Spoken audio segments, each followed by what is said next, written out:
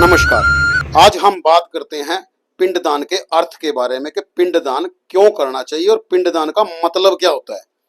देखिए, इसके लिए सबसे पहले यह जान लेना जरूरी है कि ब्रह्मांड की प्रकृति क्या है, ब्रह्मांड दिखने में कैसा है। देखिए, ब्रह्मांड जो है वो गोल होता है और पृथ्वी भी गोल होती है।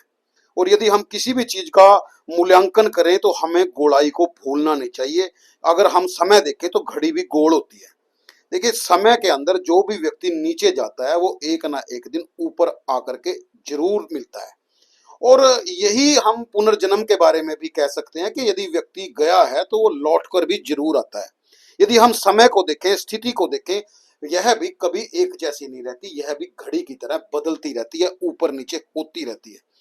वहीं पर यदि हम पिंड का मतलब समझे, पिंड का अर्थ भी किसी वस्तु के गोलाकार होने से है। देखिए, समय हो या व्यक्ति हो, जो गया है वो वापस जरूर आएगा।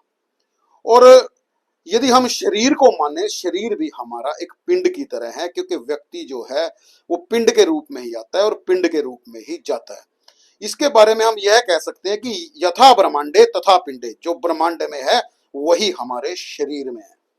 देखिए, जब भी किसी मृतक प्राणी का, बुजुर्ग का श्राद्ध किया जाता है, उसके अंदर हम जो चीजें इस्तेमाल करते हैं, जैसे चावल, दूध, तिल, जौ का आटा, मिश्रित दूध, दही, शहद, इन चीजों को हम पिंड में निर्मित करके अपनी श्रद्धा जो है अपने बुजुर्गों के निमित्त दे करके उनको पिंडदान देते हैं।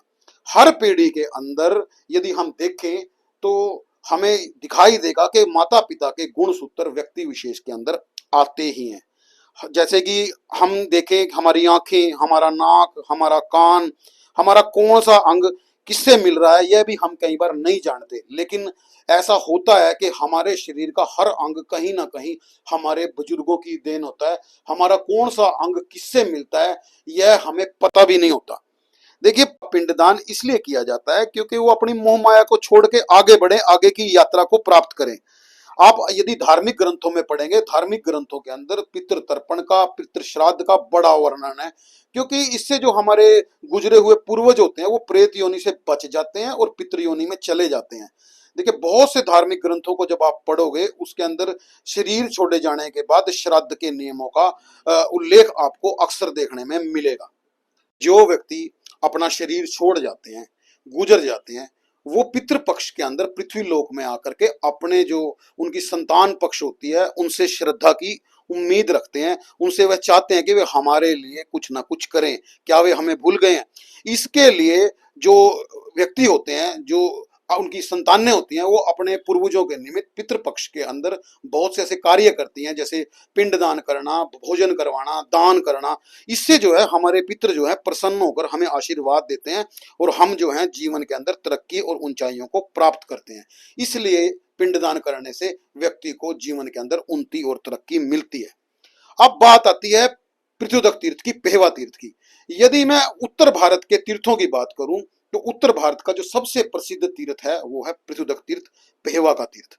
देखिए, पृथ्वीदक का जो नाम है वो पृथुल के उदक के नाम से पड़ा है, अर्थात पृथुल है उदक जहां, अर्थात यहाँ का जो जल है वो ज्यादा है, यहाँ के जल की जो विशेषताएं हैं वो बहुत ज्यादा हैं।